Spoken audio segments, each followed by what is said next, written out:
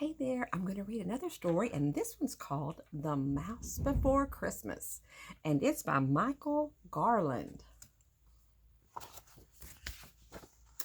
On the night before Christmas, there was a young mouse who was stirring and whirling all through the house. He longed to see Santa, that jolly old soul, so he'd stay awake late and then crept from his hole.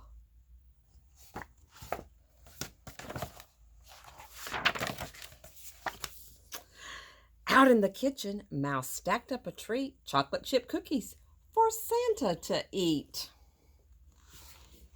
He made not a sound as he hurried and scurried, but Puss was asleep, so he needn't have worried. Now, onto the fireplace, Mouse gave a sigh. Though the cookies were heavy, he held the plate high. Next, where to hide? Mouse looked around quick. Snug in a pot, he could spy old Saint Nick.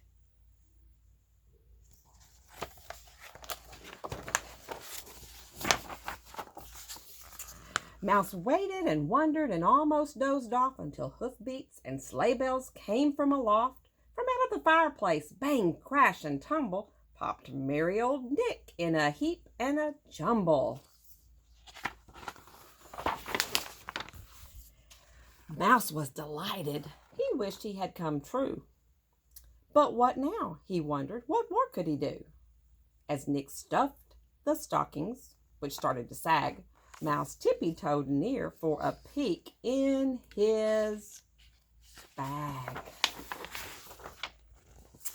Soon Santa was done. Time to hurry away. He snatched up his sack and sprang out of his sleigh.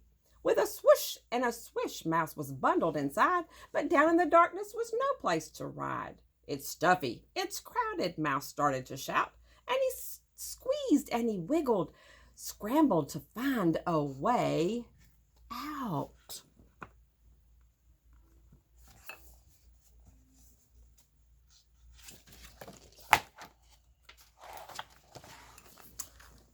He soon spied a place to poke his head free, then beheld all around him sights splendid to see.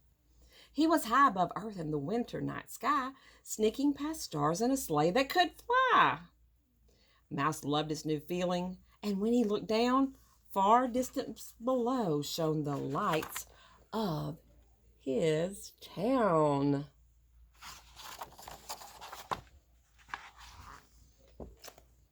Onto rooftops, down chimneys, old Santa did race. Mouse marveled the reindeer could keep up the pace. They soared past high mountains, skimmed low near a river.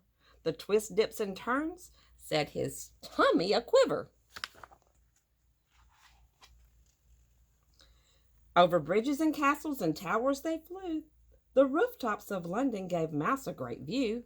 Thrilling sights waited in each foreign land. In Holland the windmills by moonlight looked grand.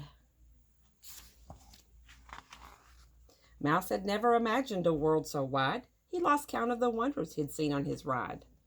Crossing cities and countries over desert and sea, past the Sphinx and two towers, and Miss Liberty.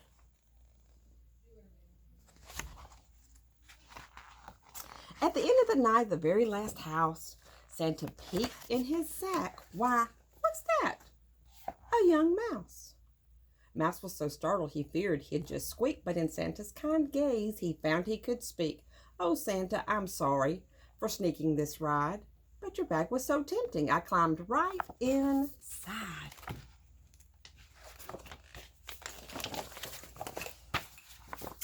Santa just chuckled. Little friend, don't you worry.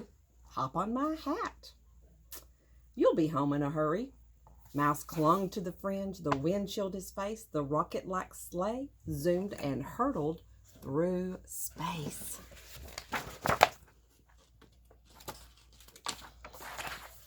Back home safe and sound, there were presents for all. The one Mouse liked best was a hat marked size small.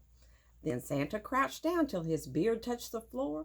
The friends waved goodbye through the little front door.